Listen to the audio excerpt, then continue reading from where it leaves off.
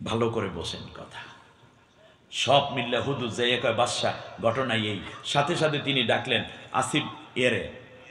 আসিফ বিন বরখি এরে কয় এদিকে মানে জিনের সর্দার জ্ঞানী জিন আলেম জিন সুবহানাল্লাহ জিন আপনার ঘরে থাকতে পারে জিন এখানেও বসা থাকতে পারে জিন দুই সূরাতে বেশি আসে মানুষের কাছে একটা হলো বিড়াল আর একটা হলো সাপ কি বলছি বলেন আপনার দোতলা ঘর অথবা চারিপাশে একেবারে দরজা টরজা সব বন্ধ হঠাৎ করে দেখছেন বিছনার উপরে সাপ একটা আসছে তাড়াতাড়ি করে লাঠি দিয়ে মারতে যাবেন না 3 বার একটা কথা বলবেন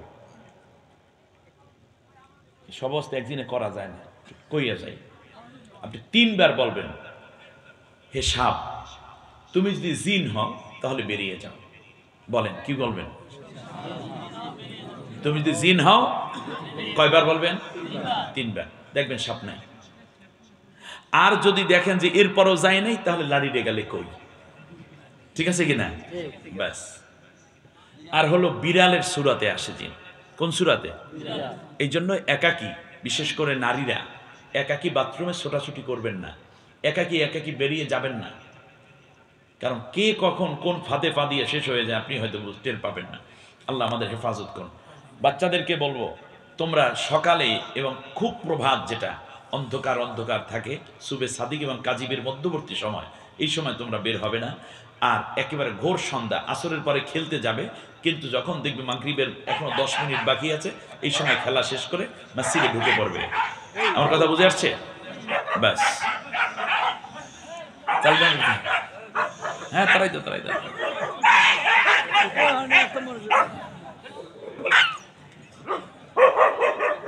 হ্যাঁ এটাও মনে করেন বদজিনের একটা আছে ঠিক না বলে একটা গন্ডগোল পাতায় গেলে এটার কারণ কুকুরের উপরে জিন ভর করে আপনারা জানেন কিনা কুকুরের উপর কারণ ওরে তাড়ানোর জন্য দোয়া পড়া হচ্ছে না সূরা ফালাক আর নাস পড়ে হাতে ফুঁক দিয়ে তারপর সমস্ত শরীর মুছাই দিবেন আরেকটা আমল করবেন আল্লাহ তাআলা আপনাকে হেফাজত করবেন সূরা কাহাফ সূরার নাম কি সূরা কাহাফের প্রথম 10 আয়াত শেষ 10 আয়াত যদি আপনি আমল করেন তাহলে আপনার ঘর জিন বদজিন মুক্ত হয়ে যাবে ইনশাআল্লাহ এরপরে বলল যে ঠিক আছে যাও 100 মাইল লম্বা 100 হাত প্রশস্ত রাস্তায় একটা স্বর্ণের ইট আর একটা রূপার ইট দিয়া বাধাই করে ফেলো ওরা আর ঘোড়া নিয়ে আসার সময় যেন বুঝতে পারে আমরা কত ধনী আল্লাহ আমাদের কত ধনী বানাইছে কত মাইল লম্বা পাশে কত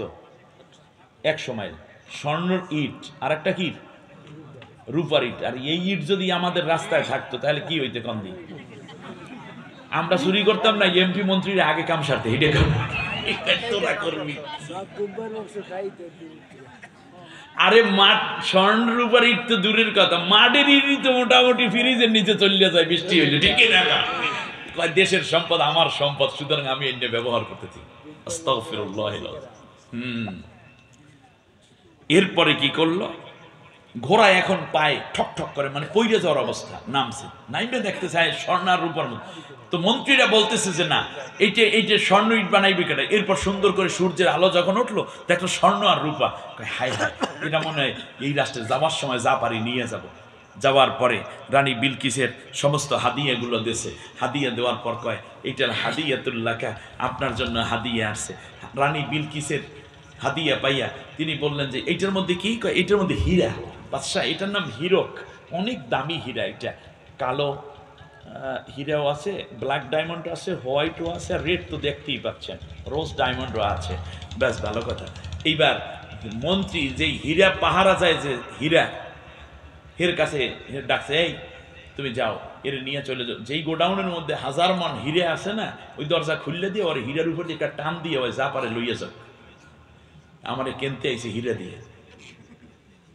আমি দেই দিনের দাওয়া তার আমারে কি দিতে আসছে হীরা তাও কয় কেজি সর্বোচ্চ 5-6 কেজি দিয়েছে এর বেশি দেন ওর হীরার মধ্যে একটু ডুব দিয়ে উঠে সুবহানাল্লাহ ব্যক্তি জীবনে শোনো ব্যক্তি জীবনে সুলাইমান পয়গম্বর ছোট্ট একটা ঝুপড়ির মধ্যে বাস করতেন কিন্তু রাষ্ট্র এবং রাষ্ট্রীয় সম্পদ ছিল আকাশচুম্বী এইটা হলো পলিটিক্স নেতা নিজে ধনী হওয়া সুন্দর বাড়ি আর দামি গাড়িতে চালায় এটা পলিটিশিয়ানদের কাজ নয় নিজে দিয়ে দেশকে সমৃদ্ধ করা জাতিকে সমৃদ্ধ করা নেতার কাজ ঠিক না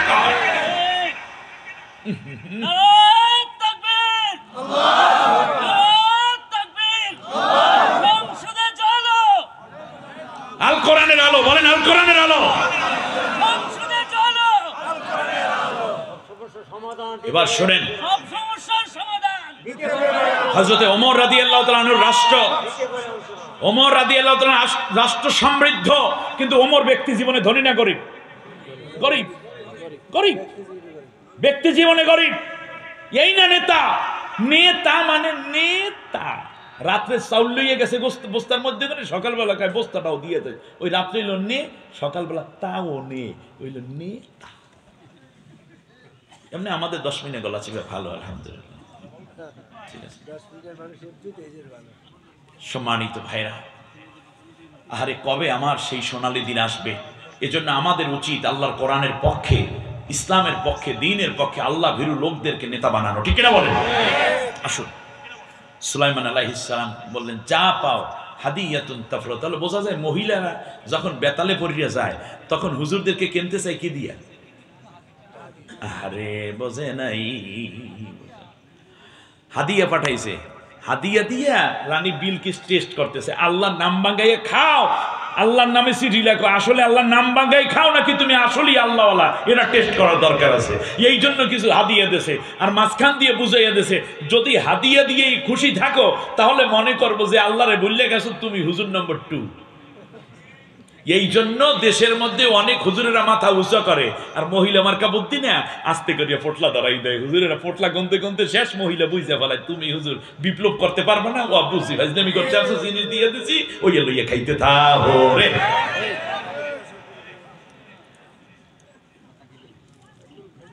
খারাপ লাগতেছে, শেষ করিয়া দেই, কোনো অসুবিধা নাই। সুলাইমান আলাইহিস সালাম বললেন ঠিক আছে যাও।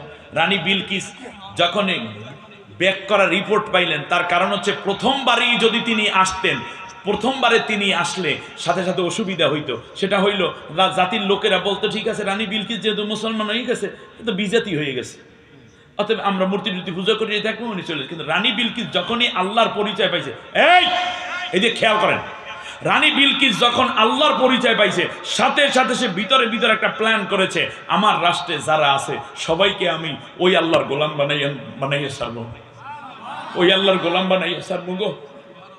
এই জন্য প্রথমবারই নিজে যায় নাই। এই না যাওয়াটা তার বুদ্ধিমত্তা, এই না যাওয়াটা হচ্ছে তার বড় রকমের একটা দূরদর্শী কৌশল। সুবহানাল্লাহ। আর আমি যেহেতু আল্লাহর পরিচয় পেয়েছি, যে কোনো মানুষের কাছে গিয়ে আমি আল্লাহর বায়াত নিতে যাব না, বরং সে সঠিক কিনা সেটাও টেস্ট করে নেব। এই জন্য খালি পীর আইলি আব্দিয়া তওবাকে আমাইনে সাব্বুরে কামুসে পড়বেন না, আগে টেস্ট করবেন ও নিজে ঠিক আছে কিনা পীরটা। যেই পীর নামাজ পড়াইতে পারে না জেহেরি তেলাওয়াতে, যেই পীর গাছের মধ্যে লাফ দিয়ে ওঠে, যেই পীর কয় যে নামাজ রোজার দরকার নাই, ঝরবা দলে কি জানি পানির ভিতর জ্বললে বাতি ঝরবা দলে নেবে না, খাজা বাবার মুড়ি দিলে নামাজ রোজা লাগে না, কি কয় পাগলায়? হ্যাঁ, পানির ভিতর জ্বললে বাতি ঝরবা দলে নেবে না, আর হেলাল বাবার মরি দিলে নামাজ রোজা। আবার কি হেলাল বাবা থাকেন না, অনেক পীর আছে উত্তরবঙ্গে হেলাল বাবা। আমার ভাইয়েরা খেয়াল করুন, ঈমান আনার ক্ষেত্রেও কাকে আপনি নেতা মানেন, রাজনীতি করার ক্ষেত্রে কাকে নেতা মানেন, সব কিছু যাচাই বাছাই করবেন, কারণ এত সহজ না জিনিসটা। রানী বিলকিসের কাছে সবাই রিপোর্ট দিল, রানী গো এইরকম লোকের কাছে যদি আমরা থাকি আমাদের শান্তি আসবে। সাথে সাথে রানী বিলকিস কইল এইবার তাহলে আমরা চলো। সুবহানাল্লাহ। রানী বিলকিস যাইতেছে, এইদিকে রানী বিলকিস যে যায় আসে, এইদিকে হুদুদ সব রিপোর্ট দিতে আছে। রানী বিলকিস কি করে, যায় না আসে, কি বলে, সবকিছু এইবার সুলাইমান পয়গম্বরের পাশে বসে বসে হুদুদ বলে দেয়। তার কারণ এখন আগে ছিল মনে করেন 4G, এখন এটাকে 5G বানাই দিয়েছে, শেষ র্যাম বাড়াইয়া দিয়েছে। আগে ওখানে যাইয়ে খবর লওয়া লাগতো, এসে বলা লাগতো, এখন এখানে বসে এন্টিনা অন করলে দেখা যায় ওখানে ভিতরে কি বলতেছে আর কি করতেছে। Network free. সুবহানাল্লাহ কয় না? আগে পাওয়া যাইতে না, দেখেন না, এই মোটামুটি নেট পাইতে ঘরের মধ্যে, ঘর থেকে বাইরে এসে এই কেলা গাছের গোড়ায়, এরপর খেজুর গাছের মাথায়, এরপর পুকুরের কোনায়, এরপরে উডনের মাঝখানে যাইয়ে হ্যালো ভালো করে, এরপরে এন্টিনা লাগে। স্যার এখন ওয়াইফাই এই দেবে, আস্তে করে এটাকে ফ্রি করে দিয়েছে। সায়েন্স আসছে এখান থেকে, আমরা একটু ব্যাখ্যা করে দিচ্ছি, শেষ করছি। বলতেছে বাদশাহ রওনা করছে, বাদশাহ এই পর্যন্ত আসছে। কে আসতেছে বলেন দেখি? রানী বিলকিস। সাথে সাথে সুলাইমান পয়গম্বর বলতেছে রানী বিলকিস তো আসবে ঠিকই, তাহলে একটু ইয়া আইয়ুহাল মালাউ আইয়ুকুম ইয়াতিনি বিআরশিহা ক্বাবলা ইয়াতুনি মুসলিমিন। মুসলমান হইয়া রানী বিলকিস আমার কাছে আর আগে কে আসলো, তার সিংহাসনটা আমার কাছে, দামি সিংহাসনটা নিয়ে আসবা। হ্যাঁ, পাশে গনে একজনে কয় বাদশা আপনি শুধু বিসমিল্লাহ কইয়া দাঁড়াইবেন, সুবহানাল্লাহ কইয়া বইসা পড়বেন, চোখটা বন্ধ করবেন, আপনি দেখবেন ডাইন পেশে আইসা গেছে। আর একজনে কয় বাদশা এত দরকার আছে, লেফট রাইট করার সময় আছে নাকি আপনার, আপনি শুধু চক্ষু বন্ধ করেন, আমি দেখবেন আইনা দিছি। আর একজনে কয় বাদশা চক্ষু বন্ধ করা লাগবে কেন, ডাইন দিকে তাকাইয়ে দেখেন না চেয়ার হাজির। সুবহানাল্লাহ কন্যা। আপনারা মনে করছেন হীরা মণি মুক্ত জহরত খচিত এই দামি প্রেসিডেন্টের, প্রধানমন্ত্রীর চেয়ারটা, এইটা মনে হয় গলা চিপার 4 মাস্তায় এই এদের কি বলে যেন, এই যে মানে পৌর মঞ্চের ওখানে মনে হয় ফালাইতেছিল নাকি এইরকম। এটা কেমন? অনেক সিকিউরিটির ভিতরে না, এই যে উড়াই আনতে পারে কে? যে পারে তার নাম আসিফ বিন বরখিয়া। সুবহানাল্লাহ বলেন। কে বাদশা, এর নাম জিনের সর্দার হয়। শেষ পর্যন্ত কয় বাদশা এইটা,